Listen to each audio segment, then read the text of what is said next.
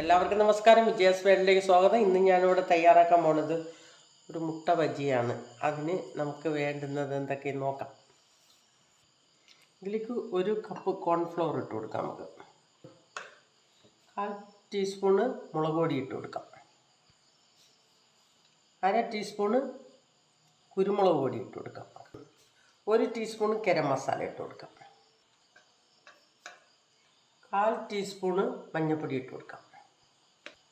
ആവശ്യത്തിന് ഉപ്പിട്ട് കൊടുക്കാം. ഇതിലേക്ക് നമുക്ക് കുറച്ച് വെള്ളം ഒഴിച്ചു കൊടുക്കാം. ഇത് നന്നായിട്ട് ഒന്ന് മിക്സ് ചെയ്തെടുക്കാം.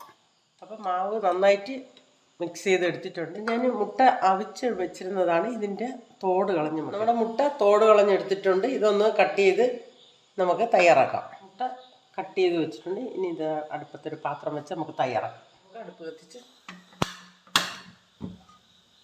പാത്രം വെച്ച് കൊടുക്കാം. അപ്പം പാത്രം ചൂടായിട്ടുണ്ട്. വെളിച്ചെണ്ണ ഒഴിച്ച് കൊടുക്കാം. നമുക്ക് മാവ് മുക്കി ഇട്ട് കൊടുക്കാം.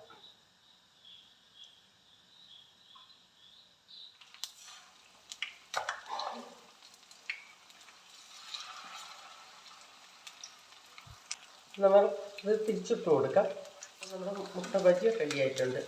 ഇതിലേക്ക് ഞാൻ അല്പം കറിവേപ്പില കൂടി ഇട്ട് കൊടുത്തിട്ടുണ്ട്. അപ്പോൾ നമ്മുടെ മുട്ട ബജി ഇന്നത്തത് റെഡി ആയിട്ടുണ്ട്.